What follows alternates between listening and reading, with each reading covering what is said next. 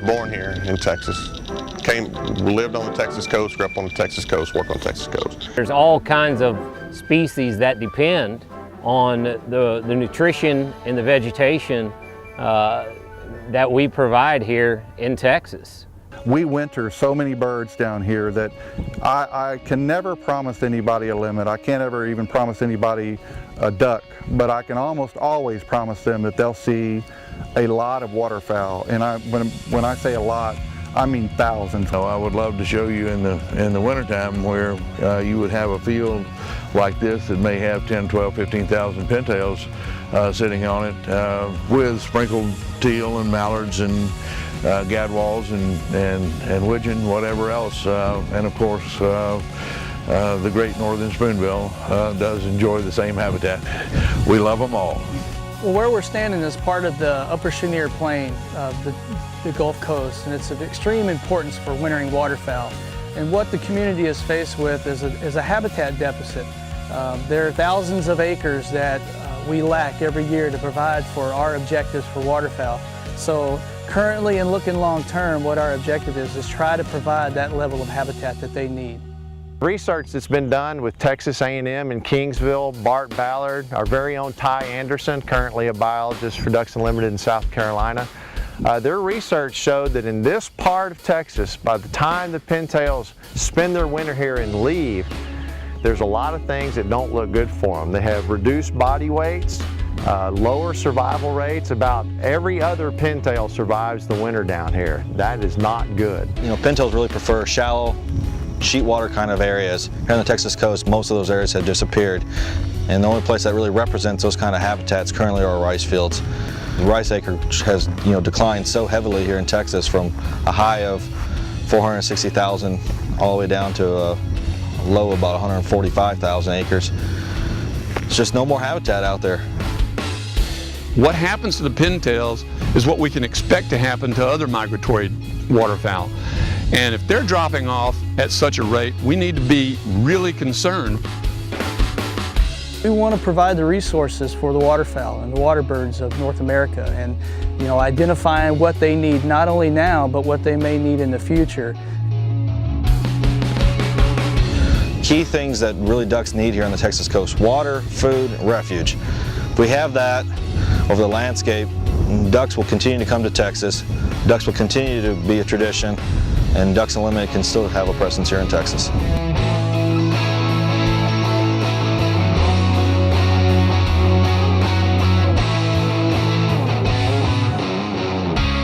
The program in Texas has been ongoing now for almost 20 years or close to it, a Texas Prairie Wetlands Project, and that's where we have landowners that enroll in a program. It's a partnership, totally partnership-driven program, and together we work with landowners, encourage them to develop their wetland habitat for waterfowl. I think we are making progress by doing small projects and kind of using those as demonstration projects and really getting the community, on with us. And I think as we do small projects and we bring the community on board with us, I think we're able to do larger and larger projects. And I think if we're able to do that, I think all of those resources will benefit.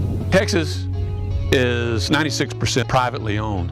So Ducks Unlimited partners with landowners and make sure that those landowners that want to do conservation easements have those available to them, put conservation easements on, and help design and put in projects all along the upper and lower Texas coast, one of the primary wintering areas in the country.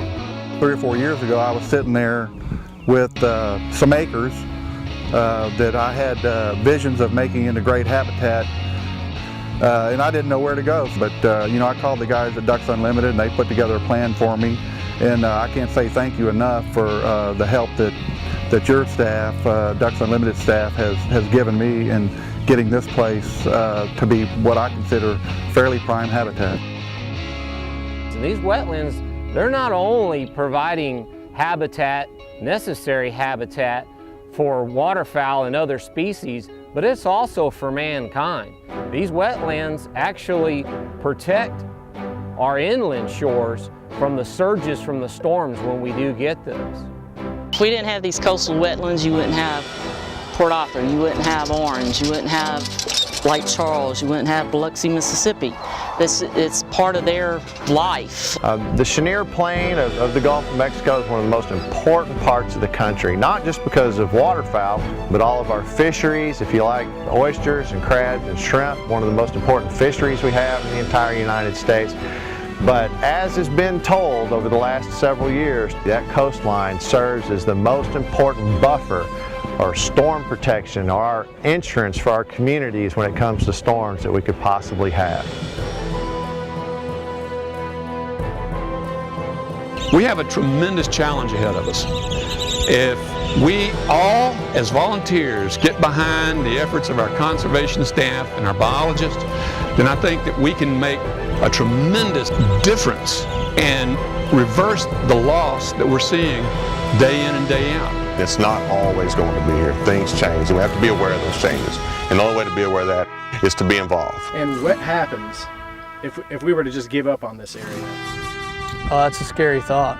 I mean, I think from just an overall habitat perspective in wetlands, they would be lost. We're facing constant battles with shoreline erosion and saltwater intrusion and hurricanes, and eventually this could turn into a big open lake area. Who knows what the birds would do? They would definitely come here in lower numbers and eventually may go somewhere else. The importance that this area provides to provide them resources to get back to the breeding grounds every year. The birds would be going with a lower body condition, producing less young, and eventually an overall decrease in the population. And that's just something that we don't want to see happen. Not on our watch here in Texas.